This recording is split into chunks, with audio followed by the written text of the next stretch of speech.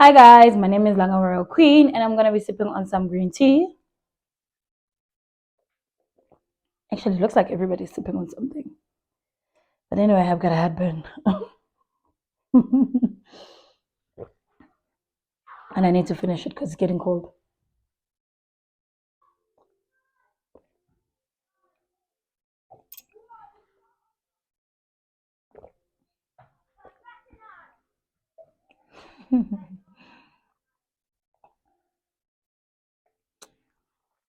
Done. Hi guys, my name is Langa Royal Queen and today I'm trying, actually this is my fourth or my fifth take. I'm sitting in an awkward position simply because my leg has now hurt from the position that I was sitting in. And I want to re-record because I was not happy with the previous video that I recorded. Let's start with reason why we are here. We are here because I want you guys to tell you the importance of having a plan for 2024. I'm not necessarily very big on New Year's resolutions, but I like it when we plan for the year. So you can have a plan, you can have a vision board. It's perfect for me. It's perfect for you as well. Excuse. Number one reason why you need to have a plan or a vision board. It navigates your life. It tells you what you should do, when you should do it, and how you should do it. Where to spend, how to spend, and where not to spend. If you don't have a plan for your life, trust me, things will happen that you are not prepared for. Also, what I love about having a vision board or slash a screenshot folder, like I do, I don't necessarily use vision boards, but I can tell you that everything that I'm wearing, from my hair to my makeup, my lipstick, my t-shirt, my bedroom, and everything, it's something that it's I live the image of the things that I manifested through my screenshots. So a screenshot folder is more like a vision board. So you can also do that. It's very perfect. You don't have to worry about that one. However, if you're looking for a vision, if you're looking to do a vision board, the best place to find pictures is Pinterest. Love it, love it, love it. You can also find them on Google, but Pinterest is like the best place to find these things. Number two, plan monthly what you want to achieve. So if you are planning on, let's say you are planning on, you run your own business and you're planning on making 100,000 Rand a month. So you need to have a plan in place. For example, you can say, since I'm looking for 100,000 Rand a month, on the first week, I need to make 20,000 Rand. And you plan how you're going to make that 20,000 Rand. So that means you plan your ads, you plan how you're going to distribute your flyers, you plan how you're going to create your flyers and where you're going to print them out, stuff like that. Secondly, you plan where you're going to advertise your business on social media because you obviously have to do it. So this is an example that I'm making for businesses. So if you don't have a business, you can plan your work schedule, things that you have to do. When I was working for Capitec Bank, we always had e-learnings. So you had to pass those in order to get your bonuses and stuff like that. So you can plan out how you are going to achieve those e-learnings and parts and stuff like that. So if you're an entrepreneur and you plan on making 100,000 Rand, that means you can just say on month one, week one, 20,000, week two, 20,000, week three, 30,000, and week four, you reach the target.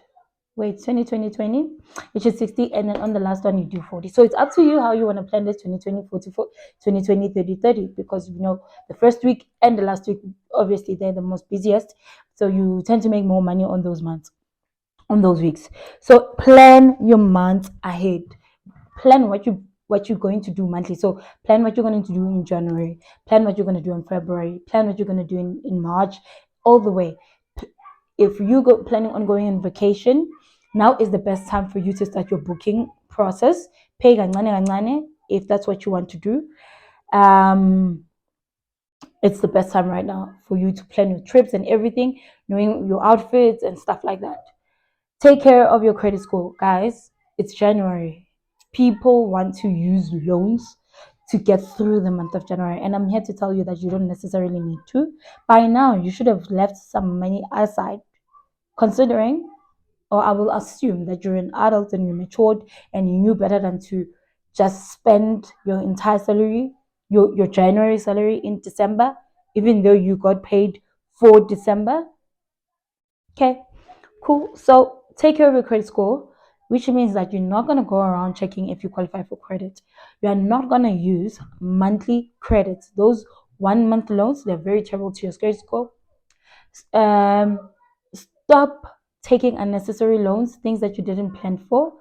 What else do you need not to do? Stop utilizing 0% of, like, maxing out your credit cards. You make sure that you have money in your check account every month. Even if you leave 200 rand throughout the month, it's fine. Make sure that it's never on zero or in the negative, because that affects your credit score. Let me move on quickly. Plan your spending. If you are planning on making purchases, for example, I have a couch that I lay by. I plan on finishing off that couch by February. So that's a plan that I've made for myself. I planned to spend money in January opening a new salon. I have plans for money that I'm going to receive from my stocks files in April. Plan your spending. Don't just spend unnecessarily. Here's another thing that I will tell you when it comes to planning your spending. Stop buying your groceries monthly. You get paid on the 30th. You want to go and shop at macro. You're not even shopping in bulk just because you have this 6,000 rand or 3,000 rand. You want to go get a lot of stuff that you say will last you the whole month. There are certain essential items that are not going to last you the whole month. So it's very important that you break your spending into a weekly buying, your grocery shopping into weekly buying. So if you were, let's say you have 6,000 rand budget, you'll spend 1.5 every week buying essentials. Know how to package them, know how to store them, and stuff like that. So please, because if you buy on a monthly base, what's going to happen is most of your fresh produce is going to expire. You won't have money during the month for fresh produce. That means if you need bread or whatever, you've maxed out your budget month end. Now you will be forced to borrow from people or borrow from machines, and that's the last thing that we want. Number 5, plan your self-care. Self-care is very important, guys. You have to take care of yourself. You have to bath. You have to go to massages. You have to spend time with the family. Plan all these things. You have to spend time with your spouse or your partner. Go on dates. You need to plan these things. These things are part of self-care. You need to plan how you're going to log out of social media and focus on yourself. Plan your reading. Reading is good for your brain.